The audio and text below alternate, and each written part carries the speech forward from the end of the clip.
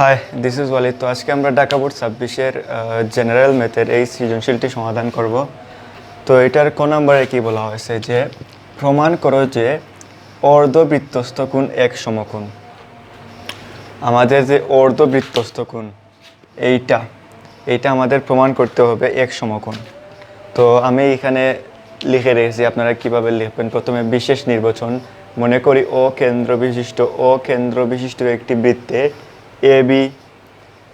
AB একটি ব্যাস এবং কোণ এসিবি একটি অর্ধবৃত্তস্থ কোণ। এটা হলো গিয়ে একটি অর্ধবৃত্তস্থ কোণ। প্রমাণ করতে হবে যে এসিবি এই কোণটা এক সমকোণ বা 90 ডিগ্রি। এটা আমাদের প্রমাণ করতে হবে। তো আমরা লিখব যে অঙ্কন এবি ব্যাসের যে পাশে সি বিন্দু আছে, যে পাশে সি বিন্দু অবস্থিত তার বিপরীত পাশে বৃত্তের উপর একটি বিন্দু ডি নেই।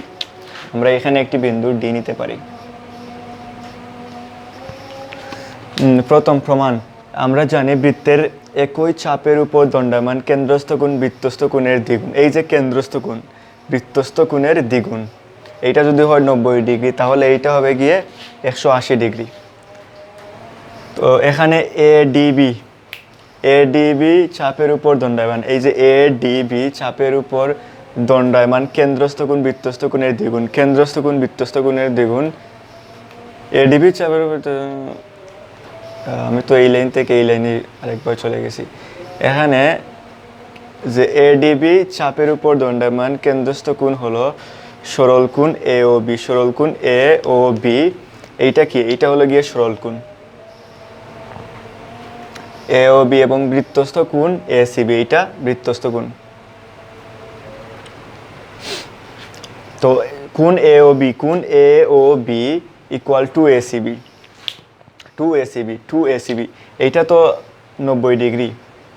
তো এইটা সমান কত হতে পারে? এইটা যদি হয় 90 ডিগ্রি, এইটা তো 180 ডিগ্রি। তো 180 ইন্টু 2 ইন্টু 90, তো দুইটা সমান হলো। তো আমরা লিখতে পারি যে এইটা ইকুয়াল 2 ইন্টু এসিবি, কোণ এসিবি। কিন্তু যেহেতু এবি বৃত্তের বেশ তাই এ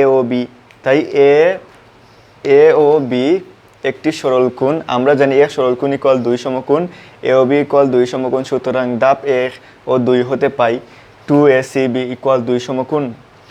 2 এসিবি ইকুয়াল 2 সমকোণ, এসিবি ইকুয়াল 1 সমকোণ। এই যে এই 2টা এইদিকে গিয়ে 1 সমকোণ হয়ে যাবে।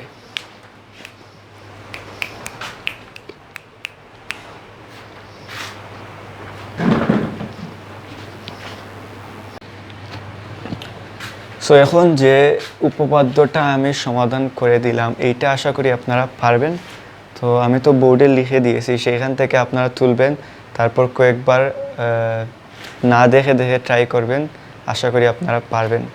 এখন আমরা এর পরবর্তী প্রশ্নটি সমাধান করব।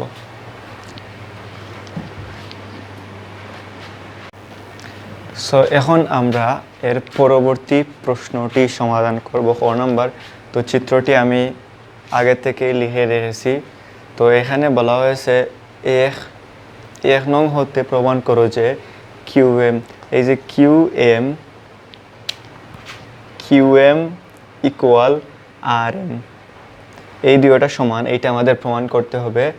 তারপর ও এম লম্ব, এই যে ও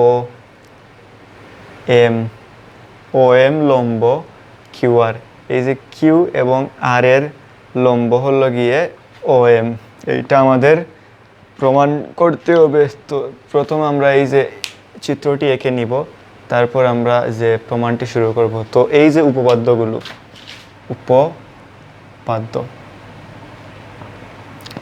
তো পরীক্ষায় কি হবে? পরীক্ষায় বেশি হলে এই যে পি এর জায়গায় আর দিবে, ও এর জায়গায় কিউ দিবে, এইটা হতে পারে। এই যে উপপাদ্যের কোনো চেঞ্জ আসে না পরীক্ষায়।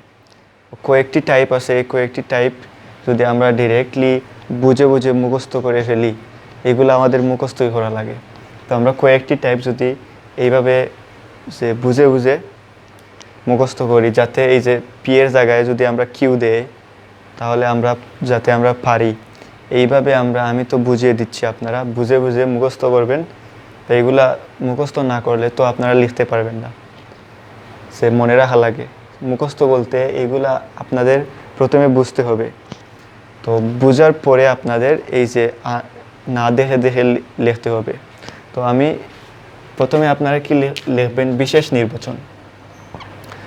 মনে করি ও কেন্দ্রবিশিষ্ট বৃত্তের বৃত্তস্থ পি বিন্দু হতে, এই যে বৃত্তস্থ পি বিন্দু হতে P Q O P R দুটি স্পর্শক, পি কিউ পি আর দুটি স্পর্শক ও পি রেখাংশ, এই যে ও পি রেখাংশ কিউ আর জে কে, এই যে Q R J K M বিন্দুতে, এই যে এম বিন্দুতে সেট করে প্রমাণ করতে হবে যে কিউ এম ইকুয়াল, প্রমাণ করতে হবে যে এই যে Q M equal Q R, এই যে এইটা প্রমাণ করতে হবে, এটা আমরা লিখব।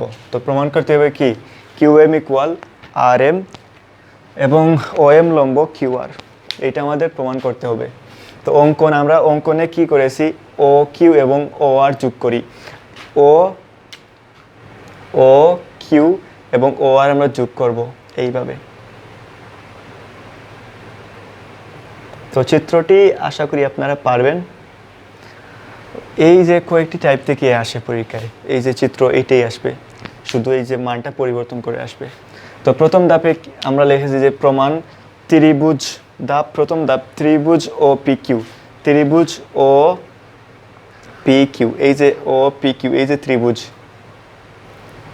ও পি কিউ এবং ত্রিভুজ ও পি আর, ত্রিভুজ ও পি আর, ত্রিভুজ ও পি আর এর মধ্যে। তো প্রথম ধাপ এইটার মোট 3টি ধাপ রয়েছে, আমি প্রথম ধাপটি লিখে দিয়েছি, এর পরবর্তী 2টা ধাপ একটু যে পরে আমরা লিখব। তো প্রথমে পি কিউ ইকুয়াল আমরা লিখব যে পি আর, এই যে P Q equal P R. কেন এইটা হলো গিয়ে বৃত্তস্থ বহিস্থ কোনো বিন্দু থেকে বৃত্তে দুটি, বৃত্তস্থ বহিস্থ কোনো বিন্দু থেকে যদি বৃত্তে 2টি স্পর্শক টানা হয় তাহলে তাদের দূরত্ব সমান হয়। এটার জন্য আমরা লিখতে পারি যে P Q equal P R, এটা আমরা লিখলাম। তারপর ও কিউ ইকুয়াল ও আর, এই যে ও কিউ ইকুয়াল ও আর, এটা কেন, কারণ উভয় বৃত্তের একটি ব্যাসার্ধ, দুটি ব্যাসার্ধ, এই যে কেন্দ্র থেকে ব্যাসার্ধ, তো এই দুইটাই বৃত্তের ব্যাসার্ধ, একই বৃত্তের ব্যাসার্ধ।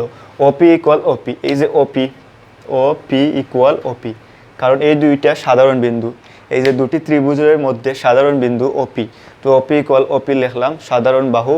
সুতরাং আমরা লিখতে পারি যে এইটা সমান এইটা পেলাম, এইটা সমান এইটা, এই যে এইটা সমান, তো আমরা এইটা পেলাম, এইটা সমান এইটা পেলাম, এইটা সমান এইটা পেলাম। তাহলে আমরা বলতে পারি যে এই যে এই ত্রিভুজটা, এখানে তো দুটি ত্রিভুজ রয়েছে, এই ত্রিভুজ সমান এই ত্রিভুজ আমরা বলতে পারি। তো এখন লিখতে পারবো যে ও পি কিউ, ত্রিভুজ ও পি কিউ, ত্রিভুজ ও পি কিউ সর্বসম, এইটা হলো গিয়ে সর্বসম ত্রিভুজ ও পি আর, ত্রিভুজ ও পি আর। বাহু, এটা এই যে এইটা আমরা কোথা থেকে লিখলাম, বাহু উপপাদ্য থেকে। অতএব কিউওপি, অতএব যে কোণ কিউওপি, এই যে কোণ কিউওপি, এই যে কোণটা ইকুয়াল আর ও এম, এই যে এই কোণটা সমান। তো এটা আমাদের প্রথম ধাপ। এখন আমরা পরবর্তী 2টি ধাপ লিখব।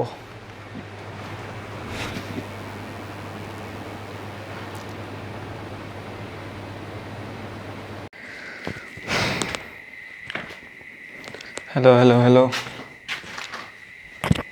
এখন আমরা এর পরবর্তী 2টি ধাপ সমাধান করব। তো ধাপ 2-এ কি বলা হয়েছে, এখন ত্রিভুজ ও কিউ এম, ত্রিভুজ O Q M O R M এর মধ্যে। So O Q equal O R একই বৃত্তের ব্যাসার্ধ, ও কিউ ইকুয়াল ও আর একই বৃত্তের ব্যাসার্ধ, কোণ কিউ ও এম ইকুয়াল কোণ আর ও এম, এই যে কোণ কিউ ও এম, এইটা এবং এইটা সমান, এইটা তো আমরা এই যে প্রথম ধাপ থেকে পেয়েছি, ধাপ 1 হতে, এই যে ধাপ 1 হতে আমরা এই যে এই দুইটা কোণ তো সমান, এইটা প্রমাণ করলাম।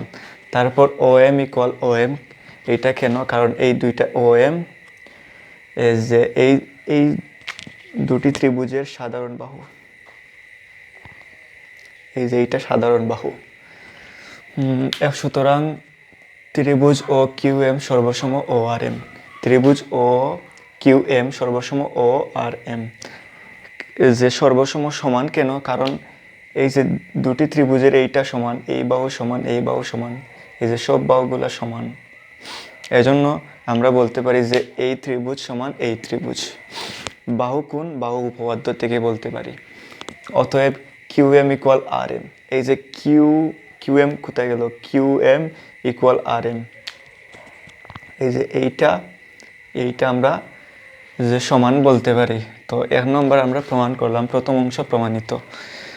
তারপরে বলা হয়েছে ধাপ 3, যেহেতু ও কিউ এম সর্বসম ও আর এম, ও কিউ এম সর্বসম ও আর এম, সেহেতু তাদের অনুরূপ কোণদ্বয় সমান। তাদের অনুরূপ কোণদ্বয় সমান। তো অনুরূপ কোণদ্বয় যে কোণ ও এম কিউ, কোণ ও এম কিউ ইকুয়াল কোণ ও এম আর। এই যে এই দুটি কোণ সমান।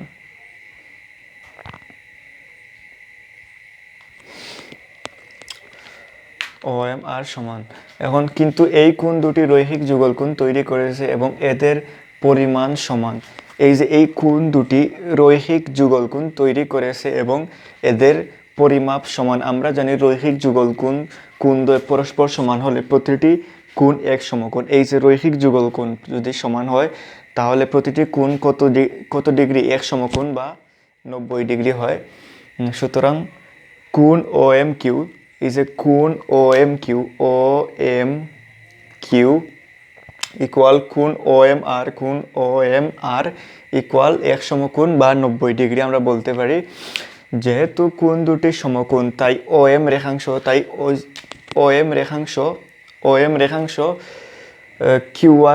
কিউ আর রেখাংশের উপর লম্ব। অতএব ও এম লম্ব কিউ আর, এইটা আমরা বলতে পারি। ও এম লম্ব কিউ আর। এই যে কিউ আর এর উপর লম্ব ও এম, এইটা আমরা বলতে পারি। তো এইটাই আমাদের প্রমাণ। আশা করি আপনারা এটা বুঝতে পেরেছেন।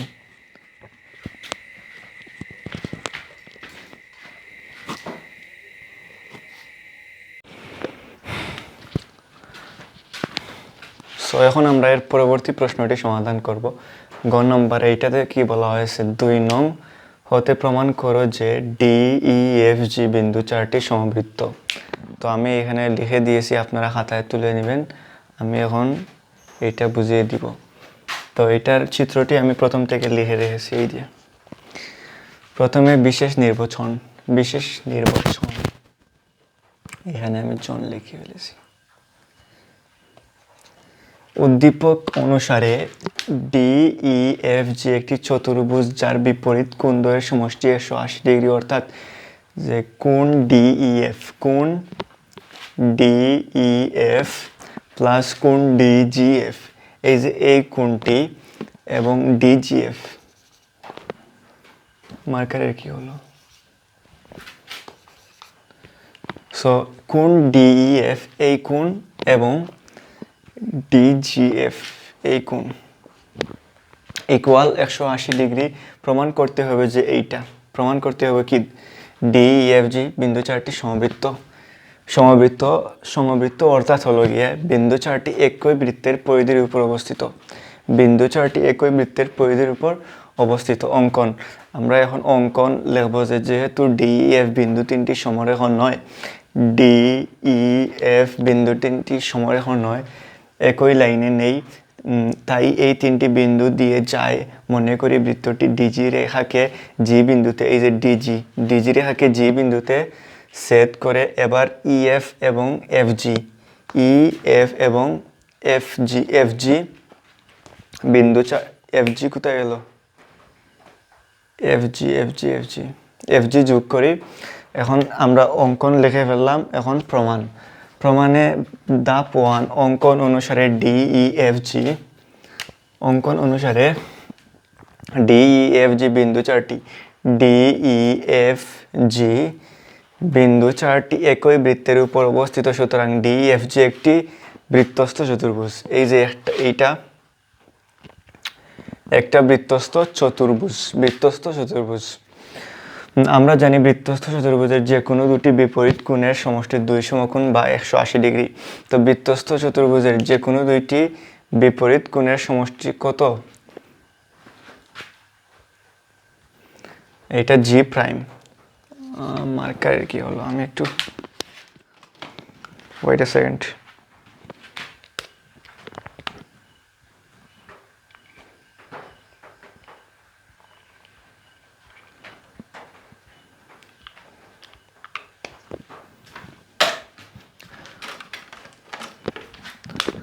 তো এইটা আমরা পেলাম যে এই যে ডি ই এফ জি, এই যে জি প্রাইম, এইটা আমরা পেলাম একটি বৃত্তস্থ চতুর্ভুজ। বিন্দু চারটি একই বৃত্তের উপর অবস্থিত, সুতরাং ডি এফ জি একটি বৃত্তস্থ চতুর্ভুজ। আমরা জানি বৃত্তস্থ চতুর্ভুজ যে কোনো দুটি বিপরীত কোণের সমষ্টি 2 সমকোণ। এই যে এইটা এবং যে কোনো দুইটি বিপরীত কোণের সমষ্টি কত? 2 সমকোণ। 2 সমকোণ মানে 180 ডিগ্রি, সমকোণ বা 180 ডিগ্রি। সুতরাং কোণ ডিইএফ, কোণ ডি, এই যে মাঝেরটা হবে গিয়ে কোণ। তো ই কোণ কোনটা? এইটা।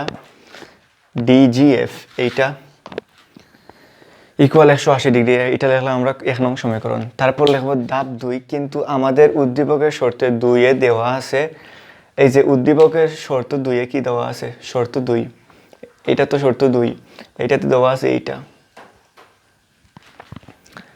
DEF plus DEF plus DGF, এইটা ডিজিএফ ইকুয়াল 180 ডিগ্রি 2। ধাপ 3, সমীকরণ 1 এবং 2 তুলনা করে পাই ডিইএফ প্লাস ডিজিএফ। এই যে ডিইএফ প্লাস ডিজিএফ ইকুয়াল, এখন এইটা বুঝতে হবে যে এইটা সমান, তো এই যে এইটা সমান 180 ডিগ্রি, এইটা সমান 180 ডিগ্রি। তো আমরা এইটা সমান এইটা লিখতে পারি। তো এইটা সমান এইটা আমরা লিখলাম ডিইএফ প্লাস ডিজিএফ ইকুয়াল এইটা ডিইএফ প্লাস ডিজিএফ, বা ডিজিএফ প্লাস, এই যে উভয় পক্ষ থেকে যদি আমরা এইটা কেটে দিই, এইটা যদি আমরা উভয় পক্ষ থেকে আমরা কেটে দেই, তো এখানে থাকবে ডিজিএফ আর ডিজিএফ থাকবে ইকুয়াল ডিজিএফ। এখন ধাপ 3 আমাদের শেষ। এখন ধাপ 4। ধাপ 4 কিন্তু জ্যামিতিক নিয়ম অনুযায়ী এফজিজি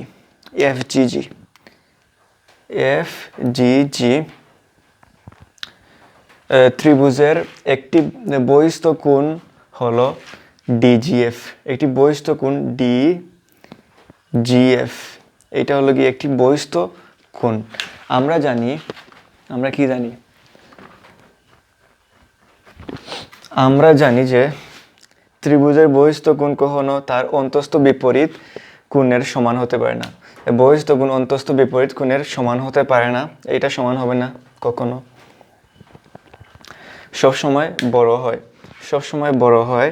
সুতরাং যে কোণ ডিজিএফ, কোণ ডি জি কোথায় গেল, জি এফ, কোণ ডিজিএফ, এই কোণ এবং এই কোণ কেবল তখনই সম্ভব যদি জি বিন্দুর সাথে সম্পূর্ণ মিলে যায়। জি বিন্দুর সাথে সম্পূর্ণ মিলে যায়, অতএব বৃত্তটি অবশ্যই জি বিন্দু দিয়ে যাবে, বৃত্তটি অবশ্যই জি বিন্দু দিয়ে যাবে অর্থাৎ ডিইএফ জি বিন্দু চারটি সমবৃত্ত, বিন্দু চারটি সমবৃত্ত। তো এটা আপনারা কি সম্পূর্ণটা দেখতে পাচ্ছেন? সম্পূর্ণ তো দেখা যাচ্ছে। তো এটাই আমাদের আজকের সৃজনশীলটির সমাধান ছিল। তো এইটা আপনারা খাতায় তুলবেন, খাতায় তুলে ডিরেক্টলি মুখস্থ করে ফেলবেন, তো তাহলে ভালো হবে। তো দেখা হবে আপনাদের সাথে পরবর্তী ক্লাসে।